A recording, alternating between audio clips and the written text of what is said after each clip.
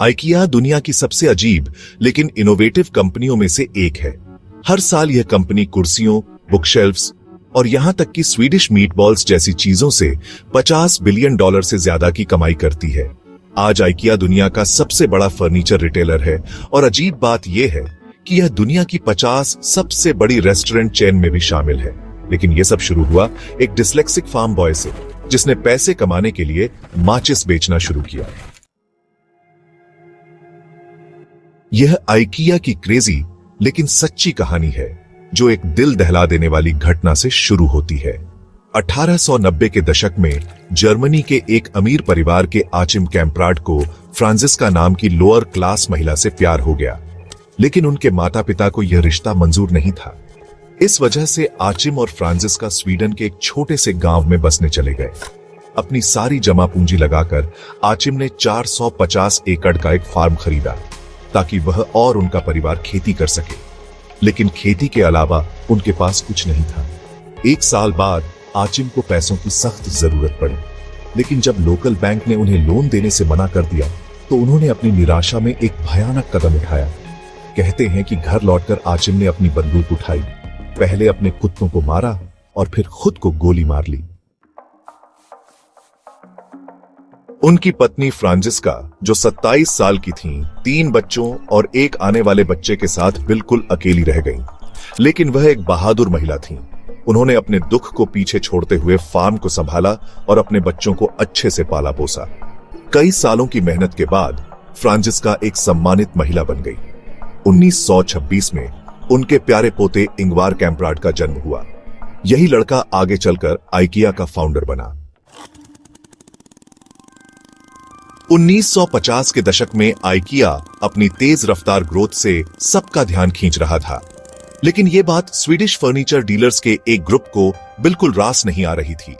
IKEA की लो price और innovative idea ने मार्केट में तहलका मचा दिया था, जबकि बाकी डीलर्स अभी भी पुराने मेल ऑन ऑर्डर मॉडल पर टिके हुए थे, जहां कीमतें इतनी ज्यादा थीं कि आम लोग खरीदने का सोच भी नहीं सकते थे।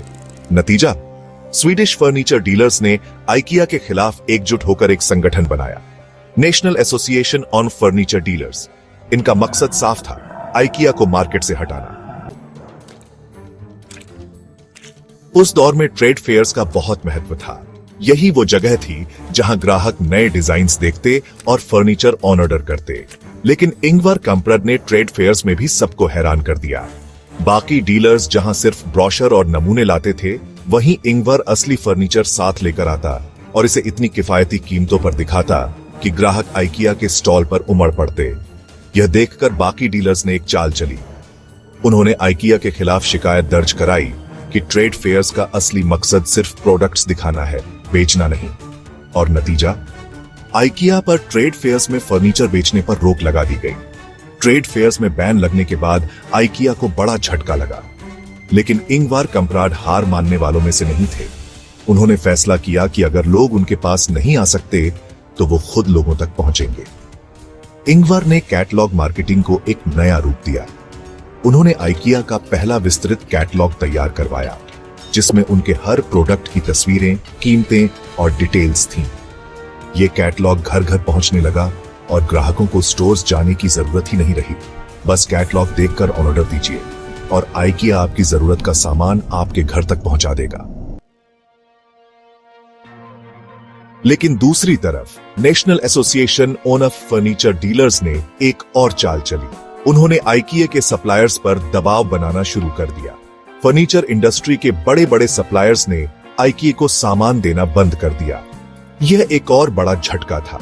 सप्लायर्स के इस बैन के बाद इंगवार कैम्प्राड ने वो कदम उठाया जिसने आइकिया की पूरी दिशा बदल दी।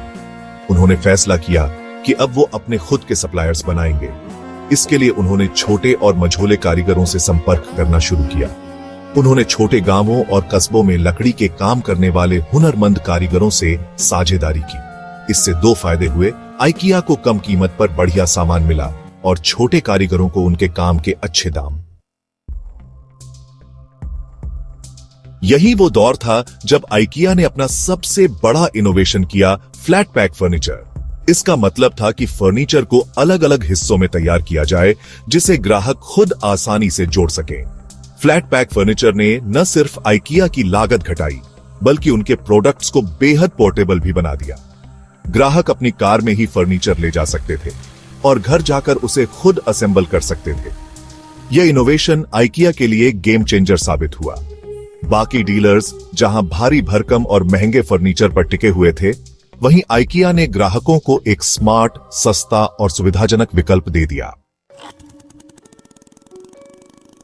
1956 तक आइकिया स्वीडन में एक बड़ा नाम बन चुका था, लेकिन इंगवर कामप्राट का सपना सिर्फ स्वीडन तक सीमित नहीं था। वो आइकिया को दुनिया के हर कोने तक ले जाना चाहते थे। पहला विदेशी स्टोर उन्होंने 1963 में नॉर्वे में खोला, लेकिन असली चमत्कार हुआ 1974 में, जब उन्होंने जर्मनी में आइकिया का पहला स्टोर खोला। जर्मनी में आइकिया ने न केवल अपने प्रोडक्ट्स के लिए एक नई मार्केट बनाई, बल्कि अपने बिजनेस मॉडल को भी परखा। जर्मनी में आइकिया का पहला स्टोर एक बड़ी सफलता साबित हुआ। यूरोप के दिल में बसे जर्मनी ने आइकिया के फर्नीचर को हाथों हाथ लिया। इसका कारण था सस्ती कीमतें, स्टाइलिश डिजाइन और ग्राहकों के लिए DIY do it yourself furniture की नई सुविधा। जर्मनी में सफलता पाने के बाद इंगवर कामप्राड ने यूरोप के अन्य देशों में विस्तार करने का फैसला किया। 1970 और 1980 के दशक में आइकिया ने फ्रांस, इटली, नीदरलैंड्स और यूके में स्टोर्स खोले। हर नए देश में आइकिया को ग्राहकों का शानदार रिस्पॉन्स मिला। 1985 में आइकिया ने अमेरिका की मार्केट में एंट्री की, लेकिन अमेरिका आइकिया के लिए आसान मार्केट साबित नहीं हुई। वहां के ग्राहक बड़े बड़े और पारंपरिक फर्नीचर के आदी थे। आइकिया ने जल्दी ही महसूस किया कि अमेरिका की जरूरतें यूरोप से अलग हैं। यहां के ग्राहकों के लिए उन्होंने प्रोडक्ट्स में बदलाव किए।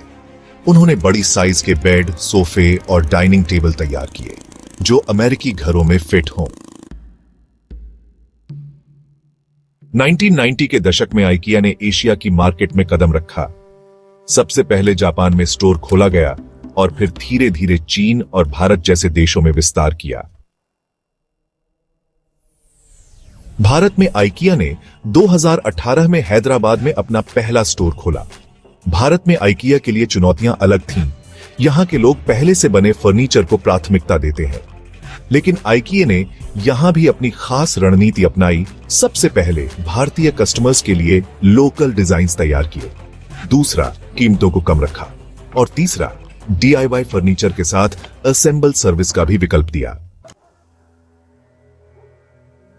आइकिया की सफलता का सबसे बड़ा कारण है उनका अनोखा बिजनेस मॉडल।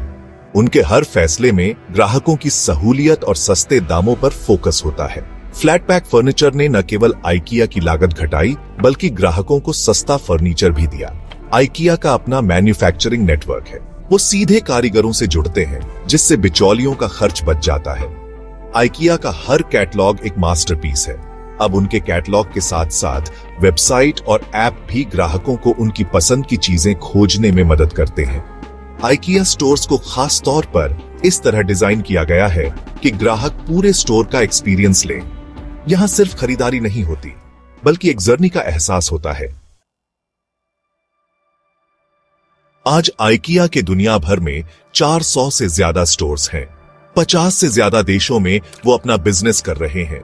आइकिया सिर्फ फर्नीचर बेचने वाली कंपनी नहीं है, बल्कि उन्होंने अपने ब्रांड को एक लाइफस्टाइल का प्रतीक बना दिया है। आइकिया के प्रोडक्ट्स हर वर्ग और हर बजट के लोगों के लिए होते हैं। यही वजह है कि आइकिया आज भी ग्राहकों का भरोसा बनाए रखने में सफल है। इंगवर कामप्राड की सोच और मेहनत ने आइकिया को छोटे से गांव के एक स्टार्टअप से ग्लोबल ब्रांड बना दिया। उनकी कहानी हमें यह सिखाती है, 1. समस्याओं से भागने की बजाय उनके समाधान खोजने चाहिए। 2. ग्राहकों की जरूरतों को समझना और उन्हें प्राथमिकता देना किसी भी बिजनेस की सफलता का सबसे बड़ा मंत्र है। 3. सादगी और लगन से बड़ी मुश्किलें हल की जा सकती हैं। आइकिया की कहानी हमें यह सिखाती है कि एक साधारण इंसान अपनी मेहनत, लगन और इनोवेशन से दुनिया पर छाप छोड़ सकता है। इंगवर कामप्राड ने अपने सफर में कई कठिनाइयों का सामना किया, लेकिन हर बार उन्होंने हार मानने की बजाय नए समाधान खोजे। आज आइकिया केवल एक फर्नीचर ब्रांड नहीं है, बल्कि सादगी, किफायत और गुणवत्ता का प्रतीक है। इस ब्रांड ने यह साबित कर दिया कि एक छोटे से गांव से शुरू हुआ सपना भी पूरे विश्व पर राज कर सकता है। दोस्तों, अगर आपको यह कहानी प्रेरणादायक लगी हो तो इसे लाइक और शेयर करना न भूलें। आपके सपनों को पूरा करने का सफर अभी शुरू होता है। हिम्मत रखें और आगे बढ़ते रहें। मिलते हैं अगली वीडियो में एक और रोचक और प्रेरणादायक कहानी के साथ। तब तक के लिए खुद पर भरोसा रखें और अपनी कहानी खुद लिखें। जय हिंद।